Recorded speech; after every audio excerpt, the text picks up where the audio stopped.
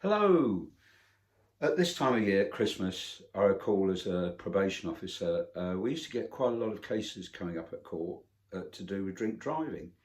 Um, Luckily, this offence has gone down and down and down over the years.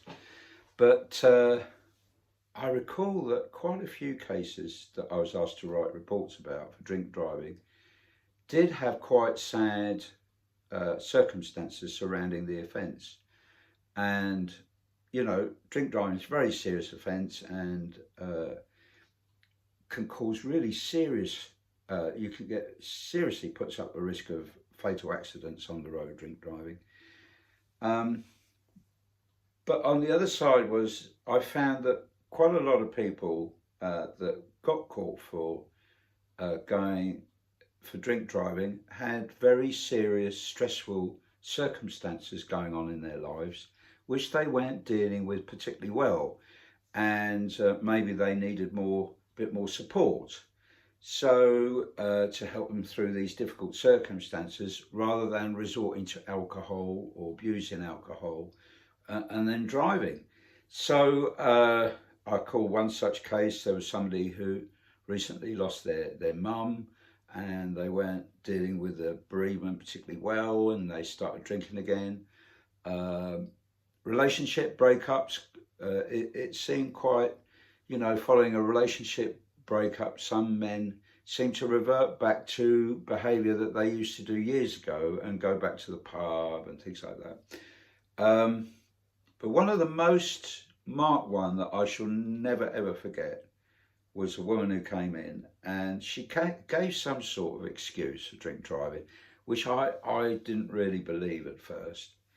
But when I often used to talk about the offence first, and then I would talk about their life story and how they grew up and so on, and through discussing this came out absolutely awful circumstances, quite unusual, but I think it's important to acknowledge that people who do get into trouble are often victims themselves and have been through very difficult life circumstances. So this woman, when she was a young teenager, around the age of 13, her dad impregnated her, raped her, in other words, and made her pregnant. And she went to school, and one of her brothers was really worried about the situation and wrote to the police saying that I'm worried about my sister, I think something awful's happened. So the police went to interview this woman, I'll call her Rachel, at school, and um, the mum intervened and said, look, don't tell the police anything, please don't, you know. So because I suppose the mum had to go as an appropriate adult, and the mum pleaded with her not to drop her father in it. Living with her abuser like that really upset her, and she behaved a bit strangely. She started not cooperating with the family, and she left as soon as she could leave the family and live independently of them. And that's quite understandable, isn't it? But all her family treated her like she was the wrong one, she was the outcast, but in fact she was the victim. And she kind of lived in circumstances that weren't too good. She needed adult support through this difficult period of going through teenage to adulthood, and it just wasn't there for her. So she made quite a lot of mistakes, she said. And she had no communication with her family at all. She wouldn't have anything to do with them. And none of her extended family understood what had gone on, but she'd been the victim. Anyway,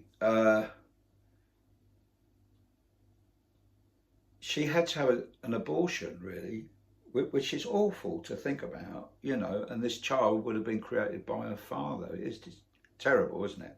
So years went on, she left home, she lived above pubs, she lived in, friends' settees. Eventually, she kind of struggled along. She became a single mum and brought up her daughter, and she thought, right, why should I deny my daughter having family and grandparents and that, she decided to turn the page, to bury the past and to look forwards, and she reconnected with her family. Anyway, her daughter started having problems at school. It would appear, she was misbehaving and things. So she went to see an educational psychologist, and guess what? She was aged about 13, misbehaving at school. And it turned out that grandfather, this woman's dad, had been doing the same to her. And this time it all came out, and both mother and daughter went to court against the father, and he was sent to prison. So all these years later, she got arrested for drink driving. But what triggered it was her dad had gone round to see her on day release from prison, which is completely out of order and really worried me. And she was, the father been in, her father been in contact on the telephone, and it made her jumpy and start resorting to drink again. And that was terrible, and that's why she was caught drink driving. So what I did, she had to have needed lots of support, this woman, to get over what she'd been through. And I think victims deserve much more support. This woman did, and she needed support back when she was a child, and maybe the drink driving wouldn't have happened, would it? So what I did was I found out about this offender and where his probation officer was.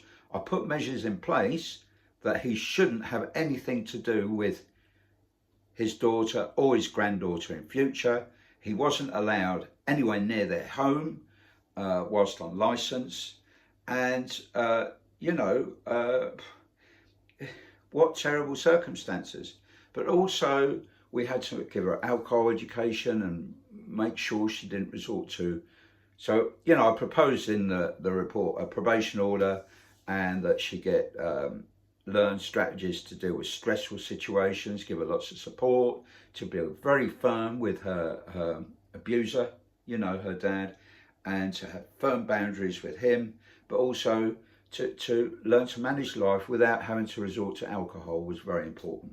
Anyway, I thought I like to tell these stories because people imagine all offenders as being terrible, but often a number of offenders have been through very, very difficult circumstances, and these seem to pop up at Christmas time, and as this one did.